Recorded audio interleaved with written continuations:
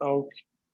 So that day, in the last day, we have discussed something about the journal, ledger, ये सब हमने कुछ कुछ चीजें डिस्कस की थी, राइट?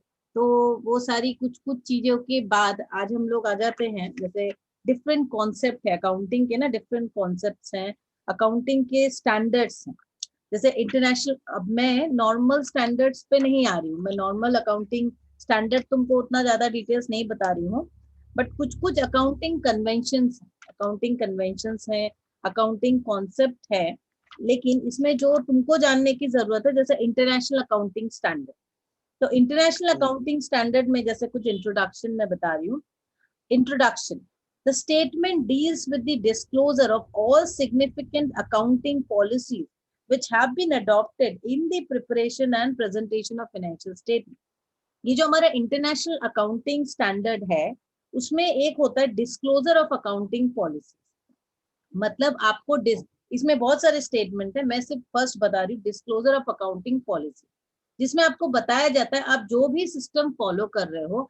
जैसे मैंने डेप्रिसिएशन लिया 8% करके, तो उसको मुझे डिस्क्लोज करना पड़ेगा। इसका मतलब मैं कुछ भी चीजें प्रैक्टिस कर रही हूँ अपने फाइनेंशियल स्टेटमेंट्स के लिए या अकाउंटिंग स्टैंडर्ड के लिए, मुझे उसको बताना होगा। ये हो गई डिस्क्लोजर। फिर फंडामेंटल अकाउंटिंग, कुछ एग्जम्पशंस है। थ्योरी में नेक्स्ट एक क्लास में इसको पूरी थ्योरी को समझाऊंगी। आज मैं जैसे उस दिन स्टार्ट की थी, मैं जर्नल, जर्नल में कुछ हमने जस्ट समझाया था, मैंने कुछ खास किया नहीं था, ठीक है? तो जर्नल के पहले मैं तुमको एक चीज समझाना चाहती हूँ। जो हमारे सबसे पहली चीज होती है हमारे अकाउंट्स में, जो भी कुछ हो उसको हम लोग एक अकाउंट मानते हैं। जैसे कोई भी चीज हो, आप वो कैश ले लो, वेज ले लो, बिल्डिंग ले लो, कोई भी चीज, उसको हम लोग बोलते हैं अकाउंट के रूप में, कि दिस इज एन अकाउंट। उस एंटिटी का कुछ नाम तो होना चाहिए ना, जिस भी, अब शायद दिख रहा होगा मेरा स्क्रीन अच्छे से। हाँ, कोई एक्सेल भी दिख रहा है एंट्री, पूरा। हाँ कोई भी एंट्री हम लोग ले लेते हैं, कोई भी चीज, तो हम लोग उसका, उस एंटिटी का कुछ नाम होना चाहिए, जिसको हम लोग बोलते हैं अकाउंट। सबसे इंपॉर्टेंट है पूरे अकाउंटेंसी में, अकाउंट बहुत इंपॉर्टेंट है। अकाउंटिंग का मतलब ही होता है what you are accounted for, आपकी जिम्मेदारी, you are accountable for something. आपके पास पैसे दिए गए या आपको आपने पैसे किसी को दिए, तो उसकी हिसाब, आपको उस हिसाब को कैसे रखना है, this is what all accountancy is all about. इसमें और कुछ हाथी घोड़ा नहीं है, ये बेसिक यही है कि अकाउंट आपको कैसे हिसाब रखना है। तो इसमें सबसे पहली चीज होती है, हमें समझना होता है कि अकाउंट कितने तरह का होता है। ये जो अकाउंट है वो हमारा कितने तरह का होता है, वो हम लोग को जानना है। इसमें फर्स्ट होता है, एक होता है पर्सनल अकाउंट, क्योंकि आप जब जर्नल करोगे या कोई भी आप कैलकुलेशन करने जाओगे, पहले आपको जानना पड़ेगा what is personal account.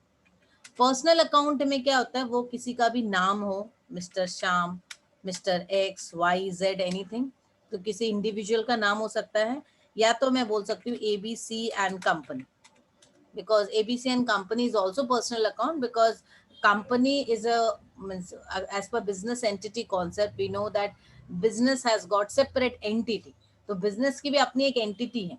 and even company का जब हम definition पढ़ते हैं तो बोलते हैं company is an artificial association of person, so company को भी in the eye of law has been given an artificial identity।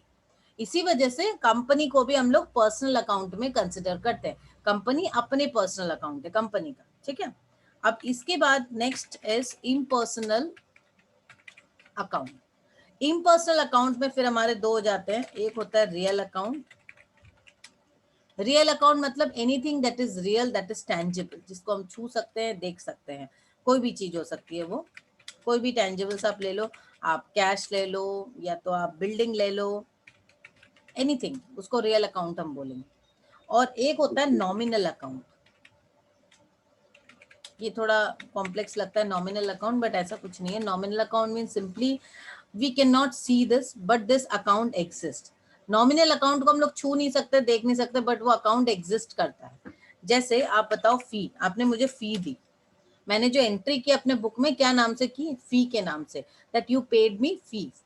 But fee क्या मुझे रिसीव हुई? फी बोल के तो कोई सामान नहीं आया मेरे पास, मेरे पास क्या आया? कैश। तो कैश जो आया वो किस पर्पज से आया? दैट वाज फी। तो उसको हम एक नाम देते हैं। जैसे आप, मैंने अगर किसी को डिस्काउंट अलाउ किया, चलो स्पेशल डिस्काउंट अलाउ किया मैंने किसी को, तो मैंने जो डिस्काउंट अलाउ किया तो वो डिस्काउंट किस रूप में दिखेगा? आपने जो फी दी उसमें या तो मतलब एडिशन होती है या तो शेयर्स भी आ सकते हैं क्या? नॉमिनल में शेयर्स भी हो सकते हैं? शेयर्स नॉमिनल में नहीं आते, नहीं। शेयर्स फिर अलग एकदम वो कैपिटल में आ गए, शेयर कैपिटल वाले उसमें शेयर्स नहीं अच्छा है। अच्छा। ठीक है। तो उसमें ये तो हो हम गई। शेयर खरीदते हैं तो देते तो क्या है, मतलब आप कुछ आता तो है नहीं। हाँ वो बात सही है, आता तो है नहीं, लेकिन आपकी हिस्सेदारी जो है ना वो रियल में आ गई आपकी, तो आपकी हिस्सेदारी है उसमें। इक्विटी अभी ओके। आपको नहीं आ रहा है, पहले आप शेयर खरीदते तो आपको एक शेयर सर्टिफिकेट आता था, अभी वो डीमैट फॉर्म में चला गया, आपके अकाउंट में आ रहा है। ठीक है ठीक। ठीक है। नॉर्मली नॉमिनल अकाउंट में शेयर क्या होगा ना, शेयर कैपिटल हो गया, तो शेयर कैपिटल के रूप में हम लोग दिखाते हैं। Equity funding, okay. Equity capital, वो कैपिटल के रूप में आ गई, वो फिर लायबिलिटी हो गई शेयर कैपिटल, वो नॉमिनल अकाउंट में नहीं आएंगे।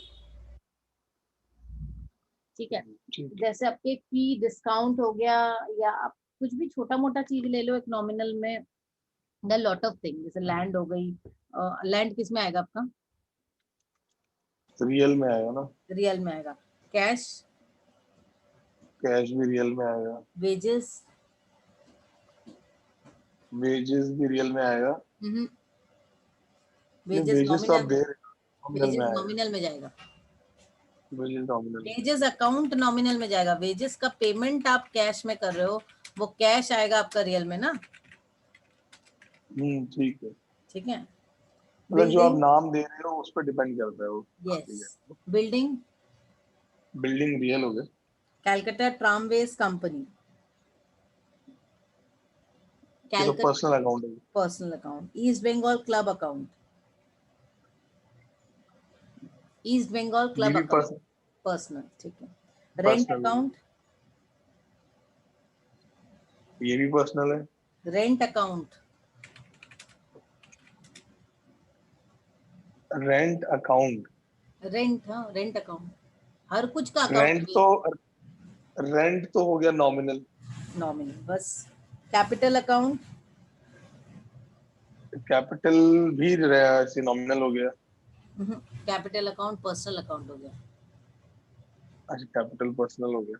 हाँ कैपिटल अकाउंट। कैपिटल में भी तो हम देते तो कैश ही है, मतलब कैपिटल को कुछ आता तो है नहीं। नहीं, कैपिटल में ऐसा नहीं है कि आप सिर्फ कैश दोगे। आप जब बिजनेस करते हो, कैपिटल मतलब क्या, anything that is invested for productive purpose and definitely हाँ फॉर उसमें लॉन्ग टर्म। तो। ठीक है, कोई भी चीज आप इनिशियली या इन टर्म इन बिटवीन भी आप इन्वेस्ट कर रहे हो फॉर लॉन्ग टर्म, तो जरूरी नहीं कि हम सिर्फ कैश देकर ही एक बिजनेस स्टार्ट करते हैं।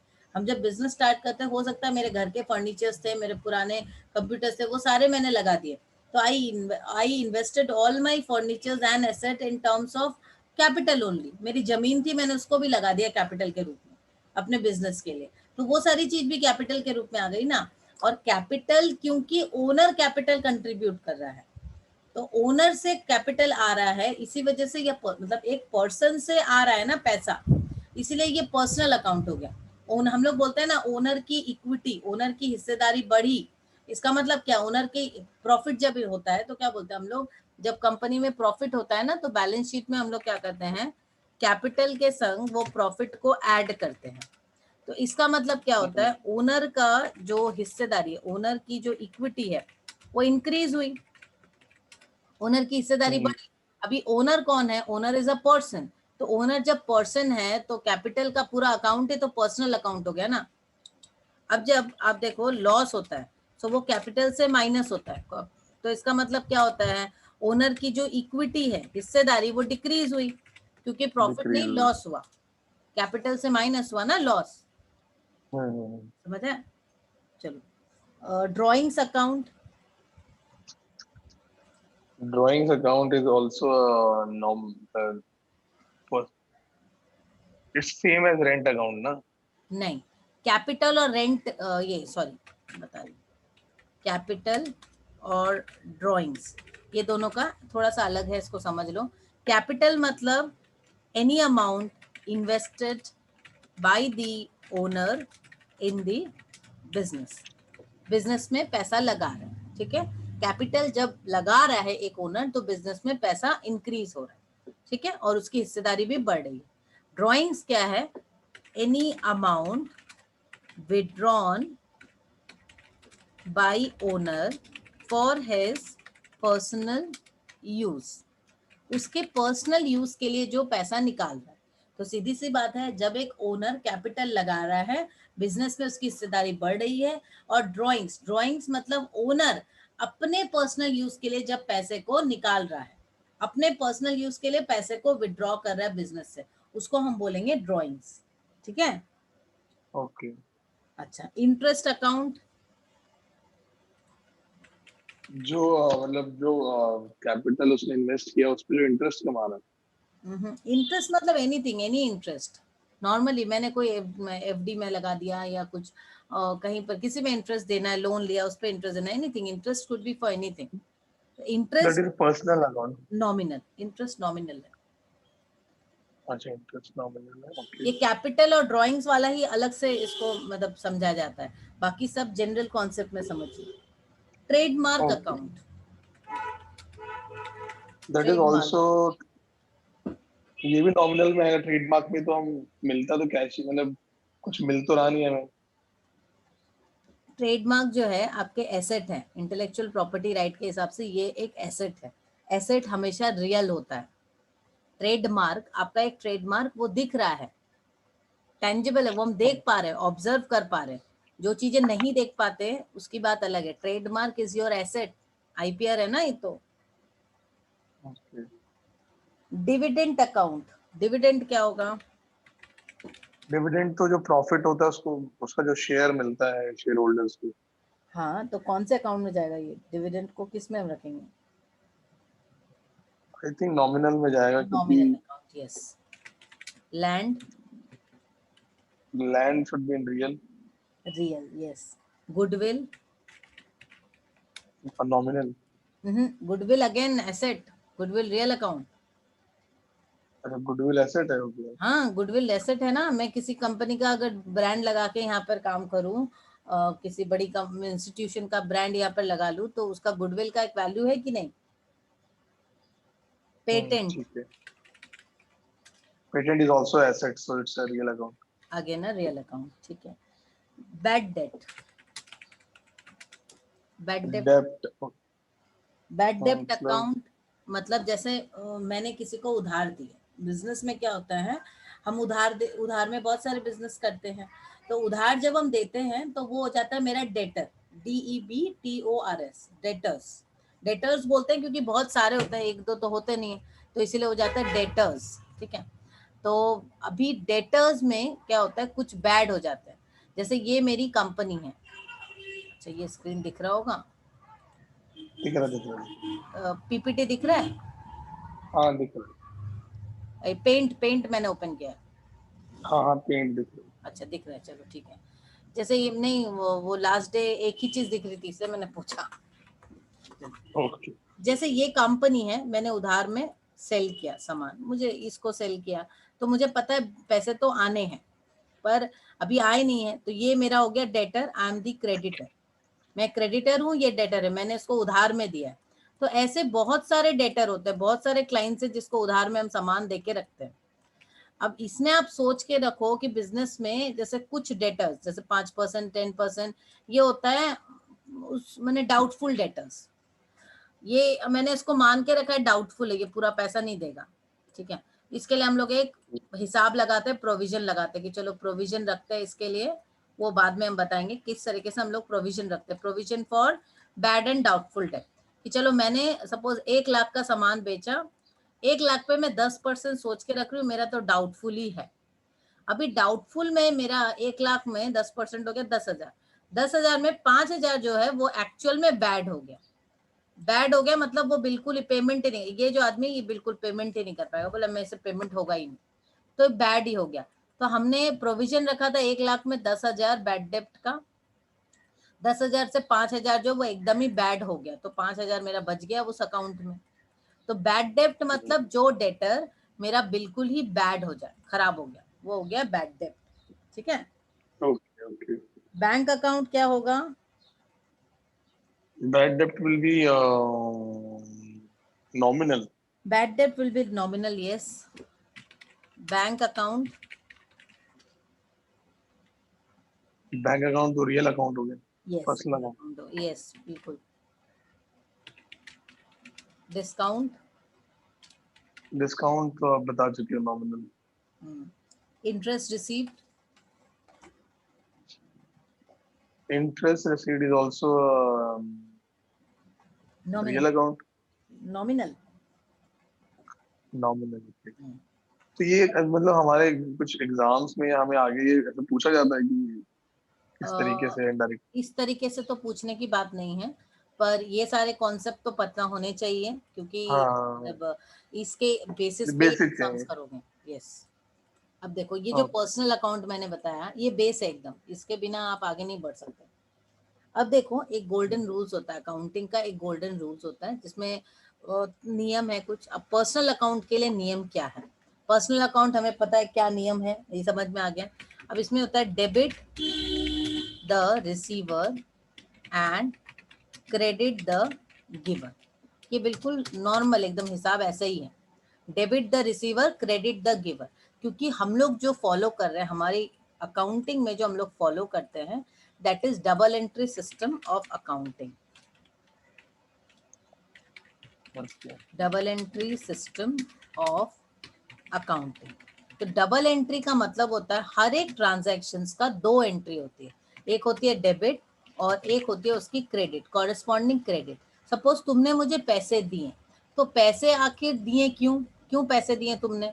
तो मेरे पास अगर पैसे आए तो मुझे दोनों हिसाब लिखना पड़ेगा कि मेरे पास पैसे आए तो मैंने अपना लिखा, मेरे पास पैसे आए, किसने दिया? तुमने दिया। तो तुम्हारे अकाउंट, मेरे अकाउंट में आया डेबिट, तुम किसने दिया? क्रेडिट, तुम्हारे अकाउंट से क्रेडिट। तो इसी वजह से हम लोग को दोनों का हिसाब में, फाइनल अकाउंट तक देखोगे ना हम लोग, बैलेंस शीट जो है एसेट इक्वल्स टू लायबिलिटी होगी। तो एसेट इक्वल्स टू लायबिलिटी किस तरीके से होगी, वो भी मैं दिखाऊंगी एक बार तुमको, एसेट और लायबिलिटी को मैच करके कि हम लोग डबल एंट्री सिस्टम किस तरीके से करते हैं। So first let us understand this golden rule. इसको समझने से ही आधी चीज समझ जाओगे। देखो, पर्सनल अकाउंट में क्या हुआ? Debit the receiver credit the giver. Real account, real account का नियम क्या है? रियल अकाउंट भी इस तरीके से ही है, debit what comes in and credit what goes out. ठीक है। अभी नॉमिनल अकाउंट सिर्फ उल्टा है। नॉमिनल अकाउंट में होता है debit, debit all expenses and losses and credit all income and gains। Debit और, सॉरी, क्रेडिट, हाँ ठीक है। तो नॉमिनल अकाउंट इन सब में सिर्फ उल्टा है। देखो, पर्सनल अकाउंट और रियल अकाउंट का तो नियम एक ही है। पर्सनल अकाउंट में भी डेबिट आने वाला और क्रेडिट जाने वाला। सिर्फ नॉमिनल अकाउंट में उल्टा हो रहा है, debit all expenses and losses, credit all income and gains. ठीक है। बिल्कुल। अब देखो, हमारा एक अकाउंटिंग इक्वेशन होता है, क्योंकि हम लोग डबल एंट्री सिस्टम फॉलो कर रहे हैं, तो हमारा अकाउंटिंग इक्वेशन किसको बोलते हैं हम लोग? अकाउंटिंग इक्वेशन क्या बताता है कि हम लोग का दोनों साइड बराबर होना चाहिए। तो दोनों साइड बराबर मतलब assets is equals to liabilities, बोल सकते हैं हम लोग, assets is equals to liabilities. हाँ, मतलब सीधी सी बात है, claims to asset by claims to asset equities. वो अब एसेट में क्या क्या आता है हम लोग का? एसेट में आगे आप तुम्हारा फिक्स्ड एसेट हो, लैंड प्रॉपर्टी का, मैंने फिक्स्ड एसेट है, करंट एसेट है, कुछ भी हो गया एसेट हो गया। और लायबिलिटीज में जो बाहर की लायबिलिटीज हैं और अपने अंदर की, मैंने प्रोपराइटर के भी, कैपिटल या अनडिस्ट्रीब्यूटेड प्रॉफिट, ये सारी चीज भी आ गई। तो हम लोग इसको इस तरीके से दिखा सकते हैं, asset is equals to liability plus P. ये जो पी है, पी का मतलब हुआ प्रोपराइटर का हिस्सेदारी, प्रोपराइटर या जो ओनर है, ओनर का कंट्रीब्यूशन। ए मतलब asset is equals to liability, liability मतलब बाहर से मैंने कुछ लोन लिया या कुछ लिया, ये सब। और पी मतलब हो गया इंटरनल इक्विटीज ले लो या कैपिटल फंडिंग ले लो, ये सारी चीज हो गई। ठीक है। तो ये सारी चीज, ठीक। अगर मैं बोलूं P, P is equals to what? Asset minus liability हो जाएगी। मतलब ओनर की फंडिंग क्या है, ओनर का पी मतलब, मैं यहाँ पे बता रही हूँ, या मैं ओनर का ही लिख देती हूँ, ओनर्स फंड। ठीक है। ओनर्स कंट्रीब्यूशन लिखती हूँ, फंड नहीं, ओनर्स कंट्रीब्यूशन ले लो या ओनर्स इक्विटी ले लो, एनीथिंग। तो अगर ओनर्स का मुझे जानना है, ओनर्स का तो asset contribution, asset minus minus liability. Liability, equation यही है, asset will be equals to liability. Asset मतलब जो भी एसेट है आपके पास, और लायबिलिटी में क्या आ जा रहा है, एक तो आपकी आउटसाइड लायबिलिटी हो गई, जो भी लायबिलिटी आपकी बाहर की है, और एक हो गई ओनर की लायबिलिटी। ओनर की लायबिलिटी मतलब क्या, ओनर ने जो पैसे कंट्रीब्यूट किए आपके बिजनेस में, क्या कंट्रीब्यूट किया, कैपिटल। सेकेंड, कोई प्रॉफिट है, अनडिस्ट्रीब्यूटेड प्रॉफिट, वो भी आपका ओनर का, मतलब वो भी तो हमको देना है ना, ओनर का है, इस तरीके से, है ना। अब देखो एक चीज आप समझो, किस तरीके से हमारा ये जो अकाउंटिंग इक्वेशन है, चलो मैं यहाँ पर बना देती हूँ। सपोज ये एक ट्रांजैक्शन है, फोन ऊपरे बाबा,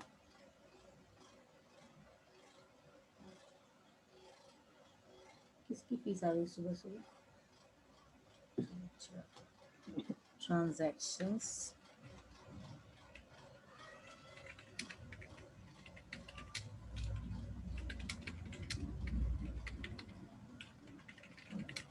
transaction on assets and liabilities on capital. ये एक ट्रांजैक्शन हम लोग देखते हैं। अब ये देखो किस तरीके से हो रहा है ट्रांजैक्शन को, मैं यहाँ दिखा रही हूँ। Transactions, assets is equals to, ले रही हूँ मैं, liabilities, स्पेलिंग सही है तो, प्लस आप ले लो कैपिटल,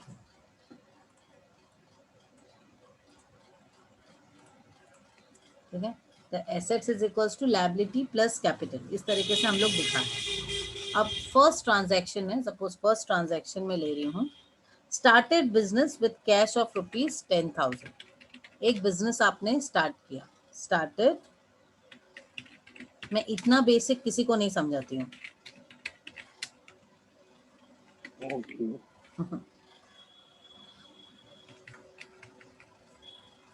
नहीं, but you have to know, because आप लोग के वहाँ अकाउंटिंग इक्वेशन वगैरह ज्यादा चलता है, फिर आपको यूएस गैप पढ़ना पड़ेगा वहाँ पे। कहाँ पे, यूएस में है ना कॉलेज? जी जी। हाँ, तो यूएस गैप पढ़ना पड़ेगा।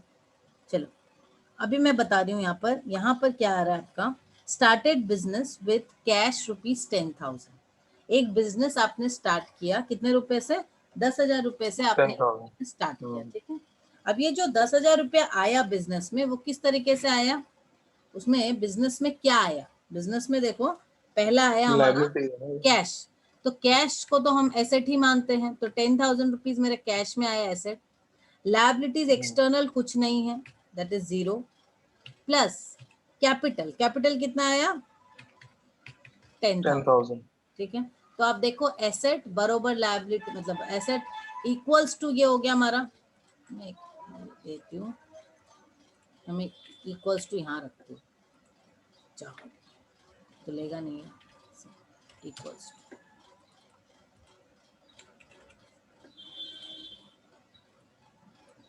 अब ये समझने में सुविधा होगी।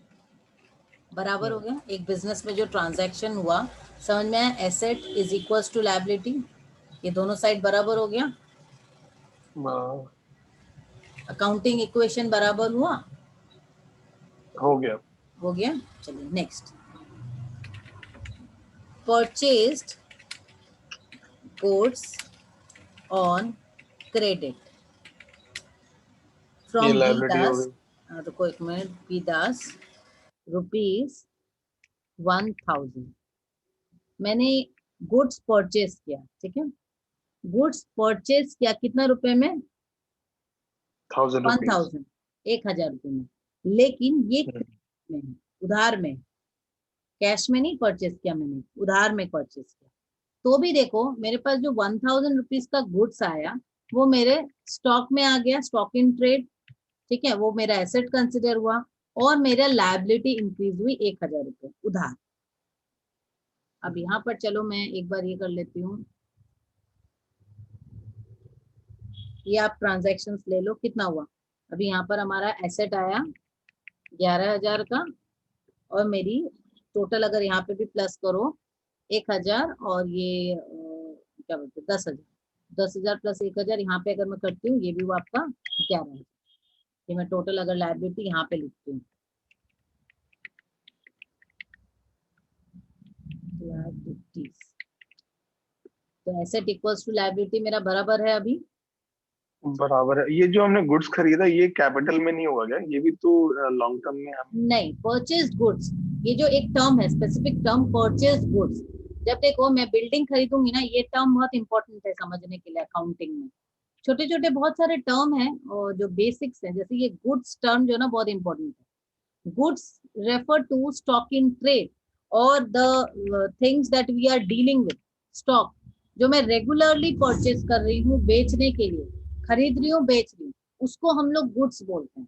सपोज मैंने कोई बिल्डिंग खरीदी, मैंने एक प्लांट खरीदा या मैंने एक मशीनरी खरीदी, उस पे हम यही लिखेंगे परचेज्ड अ मशीनरी रुपीज इतना इतना, परचेज्ड अ प्लांट इतना इतना। लेकिन जब हम गुड्स जो सामान, जैसे मैं पापड़ का बिजनेस कर रही हूँ, तो मैं कितनी बार लिखूंगी परचेज पापड़, परचेज ये, परचेज, तो क्या हम लोग उसको गुड्स के रूप में देखते हैं, क्योंकि उसको मैं बार बार खरीद रही हूँ बेचने के लिए, खरीद रहे हैं बेच रहे हैं, तो वो मेरी इन्वेंट्री हो गई। ठीक है, तो इसलिए अच्छा, हम वो लोग कैपिटल में नहीं आएगा कभी वो? कैपिटल में नहीं आएगा, नहीं वो कैपिटल में नहीं आएगा। कैपिटल जो लॉन्ग टर्म इन्वेस्टमेंट है, आपने पहले इनिशियली इन्वेस्ट किया है बिजनेस को स्टार्ट करने के लिए, बिजनेस को एक्सपैंड करने के लिए, अपनी प्रोडक्शन कैपेसिटी को एक्सपैंड करने के लिए, इन सारी चीजों के लिए हम लोग कैपिटल फंडिंग बोलते हैं उसको। ठीक है, ये तो आप हाँ। रेगुलर, आप ये तो रेवेन्यू अर्न करने के लिए आप कर रहे हो, ये रेगुलर आपका काम हो गया गुड्स पर। अब देखो नेक्स्ट एंट्री आपकी तब समझ में आ जाएगा आपको। नेक्स्ट एंट्री में हम बोल रहे हैं bought furniture for cash rupees 2,000। अब देखो यहाँ पे मैंने फर्नीचर परचेज किया, इसलिए हमने क्या बोला, बॉट फर्नीचर फॉर कैश। मैंने क्या बोला कि यहाँ पे बॉट गुड्स, फर्नीचर खरीदा, और रोज नहीं खरीद रहे हैं, बेचने के लिए नहीं खरीद रहे हैं, अपने लिए खरीद अच्छा, रहे हैं। जहाँ स्पेसिफिक आ जाता है वो चीज फिर कैपिटल में आ जाती है। मतलब गुड्स इज जनरल टर्म ना कि उसमें अब गुड्स जनरल टर्म, यस। चलिए, हम्म, बॉट फर्नीचर फॉर कैश, तो 2,000 रुपए का हमने फर्नीचर खरीदा। ठीक है, तो अभी ये एसेट भी हो गया और कैपिटल भी हो गया। नहीं, यहाँ पर देखो, दो बॉट फर्नीचर फॉर कैश, ये चीज अच्छे से समझो। यहाँ पे फर्नीचर मैंने खरीदा, जब 2,000 रुपए का फर्नीचर खरीदा मैंने, ओ 2,000 रुपीज का एसेट आया, 2,000 रुपीज का एसेट आया। ठीक है, लेकिन हम्म, इसका दो इम्पैक्ट है। मेरा कैश में 2,000 रुपया निकला, तो अगेन आप हाँ। देखो जो आपकी एंट्री है वो बरोबर ही रह गई। यहाँ पर भी आपको देखो वो एंट्री आपकी उतनी ही रह गई, एसेट्स इक्वल्स टू लायबिलिटी वही रह गई 11,000, और ये हमारा 11,000। लायबिलिटी और एसेट बराबर ही रहा। देखो ये ट्रांजैक्शन हुआ, बॉट फर्नीचर फॉर कैश 2,000, इसका इम्पैक्ट क्या हुआ, मेरा फर्नीचर बढ़ा 2,000 रुपए का, और मेरा कैश बैलेंस माइनस हुआ 2,000 रुपए का। दो, देखो हर एक एंट्री का, हर एक ट्रांजैक्शन का दो एस्पेक्ट रहेगा, तो दो एस्पेक्ट यहाँ पर भी, डबल एंट्री। प्लस 2,000 रुपया हुआ क्या चीज में, एसेट में, मेरा फर्नीचर आया, बट उसके जगह पर कैश निकला, कैश में खरीदा ना, तो माइनस भी हुआ 2,000। तो it leads to my equation into equality only, asset is equals to liabilities here also. अच्छा, मतलब वो LHS उल्टो RHS वाला रूल है कि आप यहाँ खर्चा यस यस करोगे यस, तो वहाँ। हाँ बिल्कुल बिल्कुल, LHS इक्वल्स टू RHS, वो नहीं होने से फिर सस्पेंस आ जाता है। ठीक है। वेरी गुड, हाँ, सही मतलब समझ। ये आपने 2000 आपने खर्च किया तो 2000 का सामान आ यस गया बिल्कुल, बराबर। वैसे ही। अब देखो और एक है, परचेज गुड्स फॉर कैश। अब again purchased goods for cash rupees कितना दिया, 3,000। ऊपर में देखो परचेज गुड्स ऑन क्रेडिट था, तो मेरा लायबिलिटी में 1,000 इंक्रीज हुआ था, बट यहाँ पर कैश में है, तो यहाँ पर मैंने प्लस किया अगेन 3,000, और यहाँ पे माइनस किया 3,000, तो मेरा फिर से वही हो जाएगा, मेरी इक्वेशन जो वहीं की हाँ, वहीं रहेगी। एसेट 11,000 और लायबिलिटी। अच्छा, ये इसका ये मतलब जैसे हमने अगर डायरेक्ट कैश पे ले लिया हाँ तो वो फिर हमें कोई मतलब बेनिफिट नहीं दे रहा है, राइट? कि अगर जैसे हम लोग क्रेडिट पे लेते हैं या एक, तो हमारे पास एक एडवांटेज है उसका। हाँ, क्रेडिट में एडवांटेज होता है। क्योंकि कैश तो आपने डायरेक्टली दे ही दिया उसी टाइम।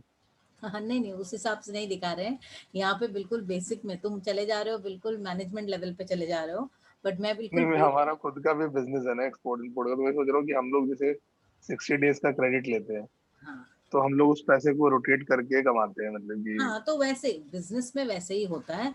यहाँ तो तुमको बेसिक इक्वेशन सिखा रहे हैं कि बेसिक इक्वेशन, ओके। बेसिक फंडा क्या है बिजनेस में। जो ये एंट्री होती है, जो अकाउंटेंट लोग जो करते हैं, उसका एंट्री को समझाने की कोशिश करें कि एंट्री किस तरीके से होती है।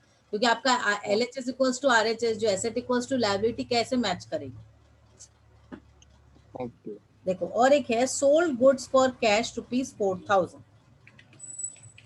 सोल्ड गुड्स फॉर, ये ऐड करेगा ना, एसेट ऐड करेगा ये?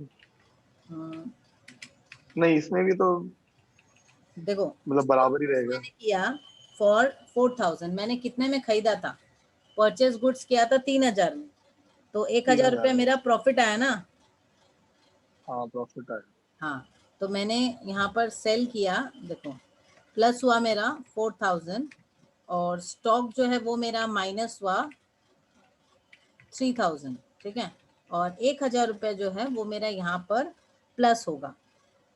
देखो इधर पे कैपिटल में। कैपिटल में, हाँ कैपिटल में मेरा प्लस हो जाएगा, प्लस 1,000, यहाँ पर आ गया 1,000। तो अगेन तुम्हारा हिसाब जो है अब तो हो गया बराबर ही बारह रहा हजार होगा। अब हो गया 12,000 का। मतलब इक्वेशन तो इक्वल ही है दोनों तरफ। फिर भी बराबर है, इक्वेशन बराबर है। ऑलमोस्ट ये आइडिया समझ में आ गया हम्म। ना, किस तरीके से ये हमारे इक्वेशन, एसेट और लायबिलिटी हाँ, जो है वो मतलब मोटा बराबर। मोटा आइडिया मुझे आ गया कि हमें इक्वेशन को इक्वल रखना होता है। और हेलो, हाँ बोलो।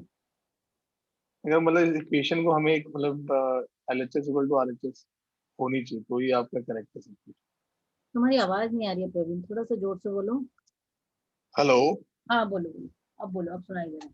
मैं कह रहा हूँ कि मतलब हमें ये इक्वेशन को इक्वल रखना होता है, हाँ, अदरवाइज हमारी मैथ गलत है, मतलब आपने, हाँ अकॉर्डिंग टू हाँ अकाउंटिंग। हाँ, बिल्कुल बिल्कुल। अकाउंटिंग का नियम ये है कि आपका ये जो इक्वेशन है वो बराबर रहना चाहिए, नहीं तो आपका सम जो है वो गलत हो जाएगा। ठीक है। चलो,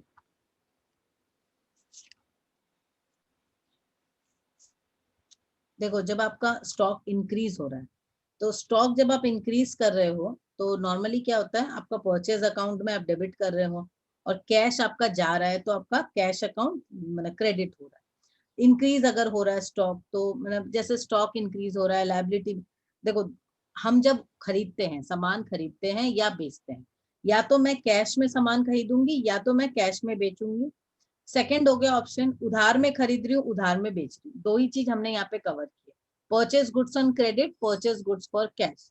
जब हम क्रेडिट में खरीद रहे हैं तो मेरा एसेट और लायबिलिटी इंक्रीज हो रही है, और जब हम कैश में खरीद रहे हैं तो मेरा कैश मतलब एसेट ही इंक्रीज हो रहा है, एसेट ही डिक्रीज हो रहा है। ठीक है, तो उस हिसाब से अच्छा, ही। हमने उधार में नहीं भेजा, हमने इसमें अगर हम वो कर दें, sold the good for the हाँ, credit off. Sold goods for credit में तो हमारी उस टाइम में हमारा एसेट इंक्रीज होगा। जब हम सोल्ड गुड्स करेंगे फॉर क्रेडिट तो एसेट इंक्रीज हो रहा है, क्योंकि मेरे डेटर्स इंक्रीज हो रहा है। डेटर इंक्रीज मतलब क्या, डेटर मतलब क्या होगा, मैंने तुमको उधार दिया तो तुमसे मुझे मिलेगा, तो मिलना जब है तो डेफिनेटली वो तो क्या बोलते हैं, एक एसेट हो गया ना, कि मुझे मिलना है, आई एम रिसीवेबल, इस तरीके से। ओके। ठीक है। अब देखो हमारा ना जो मतलब अकाउंटिंग होती है ना, पूरी अकाउंटिंग, इसमें दो सिस्टम होता है। एक होता है कैश बेसिस ऑफ अकाउंटिंग, और एक होती है एक्रूअल बेसिस ऑफ अकाउंटिंग। ये मैं एक बार दिखाती ओके। हूँ, ये क्यों ऊपर आ जा रहा है बार बार, हट इधर।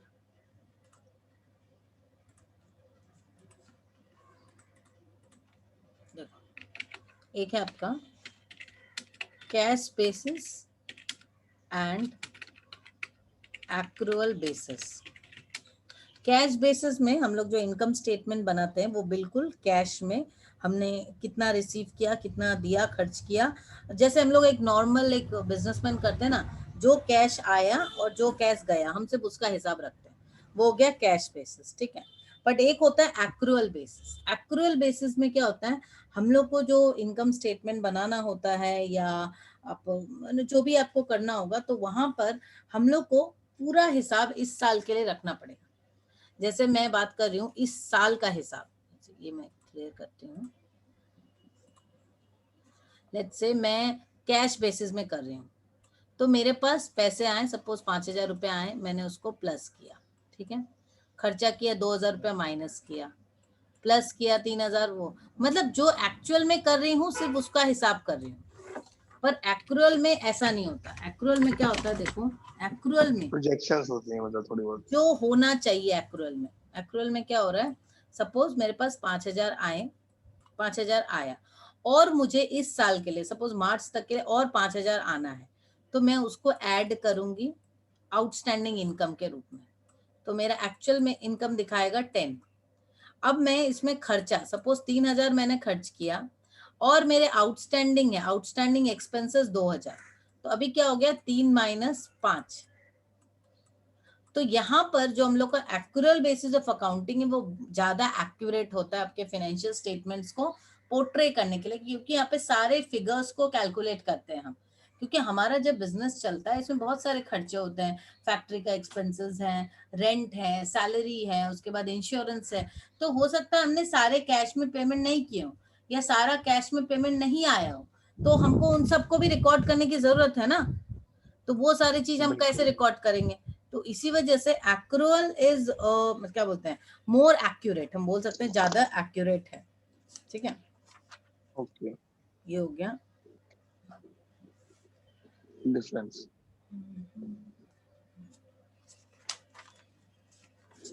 इसमें नहीं। अब मैं आ जाती हूँ जर्नल में।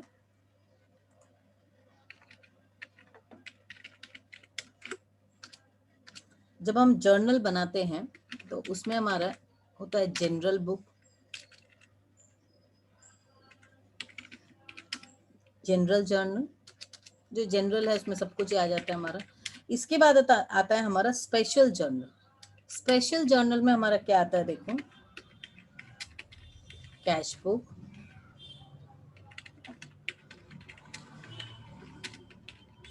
Purchase day book,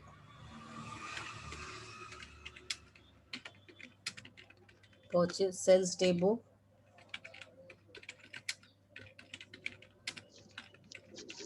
returns inward book, returns. आजकल तो ये सब एक्सेल की शीट्स में ही नाम रख देते होंगे ये लोग ना। सारा लेजर अकाउंट, ये सारा आपके जो सॉफ्टवेयर है उसमें सब कुछ रहता है, अब करना नहीं अच्छा, जो पड़ता। क्या बोलते हैं उसको, टैली। टैली तो अब सब जगह यूज नहीं होता है, अभी तो सब जगह सैप वैप का आ गया अकाउंटिंग सॉफ्टवेयर, पर टैली भी यूज होती है बहुत जगह पर। तो अच्छा, उसमें ऑलरेडी ये सब आता होगा, ये जो आप ये सब कुछ उसमें बता। आता है, ये cash book, purchase day book, sales day book, returns inward return. Actually ये सारे चीज का अलग अलग इंपॉर्टेंस है अकाउंटिंग में। मैंने बताया ना कि हम लोग का अकाउंटिंग बहुत इजी है, इसमें ज्यादा कुछ नहीं है, सिर्फ साधारण सा आपको हिसाब रखना है। हिसाब को कैसे रखना है वो तो नॉर्मली आपको जानना पड़ेगा, कि हिसाब कैसे रखना है वो तो सीखना पड़ेगा। तो सबसे पहला स्टेज होता है इसमें जर्नल। जर्नल में आपका आ जाता है, एक होता है जनरल जर्नल और एक होता है ये स्पेशल जर्नल। स्पेशल जर्नल में देखो इतने सारे बुक हैं, इतने सारे अलग अलग बुक हैं। तो स्पेशल का कुछ ना कुछ स्पेशलिटी है, इसलिए स्पेशल जर्नल है। स्पेशल को हम लोग इसलिए बनाते हैं, क्योंकि ये हम लोग फर्दर डिस्कस करेंगे, क्योंकि हम लोग को एक रिकॉर्ड जो है ना इजीली मिल जाता है। कैश रिलेटेड मैं कैश बुक में गई, या परचेज रिलेटेड कितना क्रेडिट परचेज है, मैं तुरंत गई वहां पर, मुझे पता चल गया। तो वो इजी कर देता है हमारे जो सारे रिकॉर्ड को, कन्वीनियंट करता है, क्योंकि एक बिजनेस में हजारों हजार ट्रांजैक्शन हो रहे हैं। तो ये सब कुछ इंपॉर्टेंट है, बहुत इंपॉर्टेंट है, इसलिए इसको अलग से स्पेशल जर्नल में रखा गया है, ठीक है। अभी आप स्पेसिमेन देखो एक जर्नल का, जर्नल किस तरीके से हम लोग करते हैं। मैं इसके नीचे आ जाती हूँ। जर्नल जब पहले हम, जमाने में इसको बही खाता बोलते थे ना इसको। बही खाता, हाँ हाँ ठीक, वो बही खाता ही है। पहले सिर्फ बही खाता होता था, अभी उसका एडवांस वर्जन हो गया है। हम्म। रुक जाओ, मैं इतनी मेहनत क्यों कर रही हूँ।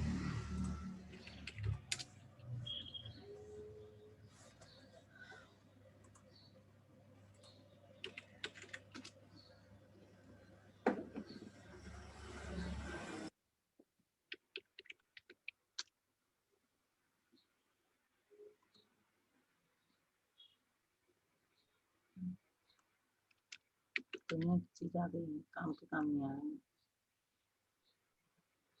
ये रहा, सबसे साफ सुथरा फॉर्मेट है हम लोग का। जर्नल का जो फॉर्मेट है वो ऐसा ही होता है, बिल्कुल ऐसा। अच्छा, मतलब डेट, उसका आइटम और ये। हाँ, ये एकदम साफ सुथरा सा एक फॉर्मेट है।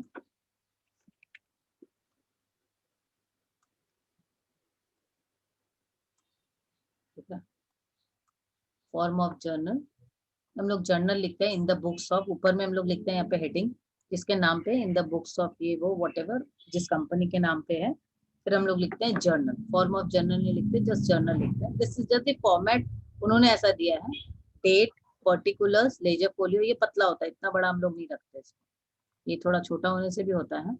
ठीक है, and then you have debit amount, credit amount, क्योंकि हमें पता है कि जो भी आप जर्नल एंट्री करोगे तो उसका डेबिट में और क्रेडिट में दोनों में जाना है। ठीक है ना, तो जैसे हम कोई भी एक ट्रांजैक्शन लेकर दिखाते हैं कि उस ट्रांजैक्शन को कैसे हम रिकॉर्ड करेंगे। Let's say started business with a capital of 7,500। तो जब हम एक बिजनेस स्टार्ट करें, यहाँ पे डेट लिखा मैंने, जो भी डेट लिया, तो started business with a capital. तो स्टार्टेड बिजनेस, तो इसमें क्या होगा, हमें जब भी हम जर्नल करते हैं हमें इसको बिजनेस के पॉइंट ऑफ व्यू से कंसिडर करना होगा कि ये बिजनेस में पैसा आ रहा है। तो बिजनेस में क्या आ रहा है, जब हम एक बिजनेस स्टार्ट कर रहे हैं, आप बिजनेस को समझो, बिजनेस में क्या आ रहा है, सामान, गुड्स आ रहा है। कैश आ रहा है, कैश से तो खरीदा होगा ना कुछ। कैश आ रहा है ना। कैपिटल की एंट्री और ड्राइंग्स की एंट्री, कुछ कुछ एंट्री है जो याद रख लो अच्छे से। Cash account debited to capital account, ये पहली एंट्री है। अब यहाँ पे हमको नरेशन लिखना होता है, being cash taken to start business और बीइंग कैश। अच्छा, जर्नल में सब कुछ लिखना पड़ता है। यस, ये लिखना पड़ता है, इसलिए ये आप जर्नल एंट्री दे रहे हो। अब जो भी अमाउंट है वो अमाउंट आपको देना पड़ेगा। यहाँ ये लेजर फोलियो है, लेजर फोलियो मतलब कॉरेस्पॉन्डिंग इसका लेजर अकाउंट बनेगा ना, जैसे कैश का अलग बनेगा, कैपिटल का अलग बनेगा, तो खोजना है कभी, तो यहाँ पे लेजर फोलियो पे वो बही खाता जो तुमने बताया, तो बही खाता में खोजते कैसे, तो यहाँ नंबर रहता है, वो नंबर से हम जस्ट रेफर कर सकते हैं। अब देखो ये कैश अकाउंट का डेबिट अमाउंट क्या है, मतलब जैसे suppose may be 7,500 debit amount, फिर यहाँ पे आपने लिखा क्रेडिट अमाउंट 7,500। फिर जैसे हम लोग करते थे, एक जस्ट एक लाइन लेते थे और यहाँ पे एक लाइन कर दी, इतनी मोटी नहीं, अच्छी सी लाइन, छोटी सी लाइन ड्रॉ करना, थोड़ी पतली सी। तो इससे क्या, ये जर्नल एंट्री खत्म। तो अभी इतना कुछ कॉपी में नहीं करना होता, सारी चीजें आसानी से एक्सेल में हो जाती हैं, कंप्यूटर्स में, सॉफ्टवेयर में अवेलेबल है, तो we don't have to do it in all this format. ठीक है, अब जैसे नेक्स्ट है, open the bank account with SBI for 2,000। तो हमने एक बैंक अकाउंट ओपन किया, तो क्या होगा उसमें, बैंक अकाउंट में पैसे गए, bank account debited to cash account. मैं तुमको क्लास 11 की जर्नल की लिंक भेज दूंगी, तो तुम 2-4 ऐसे 1-2 सम्स भी एटलीस्ट कर लो जर्नल के, तो बहुत इजी हो जाएगा। तो जर्नल को करने से लेजर का काम इजी हो जाएगा, लेजर अकाउंटिंग कैसे करनी है वो समझ आ जाएगा। एक भी अगर जर्नल करते हो तो इजी हो जाएगा। ठीक है। ठीक है, अब वो कुछ भेजने वाले थे मेल पे, वो भी आपने भेजा नहीं था शायद। क्या भेजने वाली थी, कुछ तो बोल रहे थे आप, PPT है कुछ तो आपके मैंने पास। क्लास तो भेजी थी तुमको इसमें, क्या बोलते हैं, किसने भेजी थी, व्हाट्सएप ग्रुप में भेजा था मैंने, क्लास लास्ट डे जब क्लास करवाया उसके बाद ही। मुझे लगा वो आपका वो कॉमन ग्रुप है तो उसमें। नहीं तो कॉमन ग्रुप में सबको को भेजती हूँ ना। आखिर ये गया कहाँ, मीटिंग कैसे क्या करूँ मैं, समझ में नहीं आ रहा क्या करना है आपको? तो कैसे क्या मीटिंग करूँ। मत क्लोज करो। अच्छा, ये रहा नीचे है। एक्सेल खोलना है तो कुछ भी खोल लो ना, आपका सारा स्क्रीन दिख रहा है। स्टॉप किया मैंने शेयर,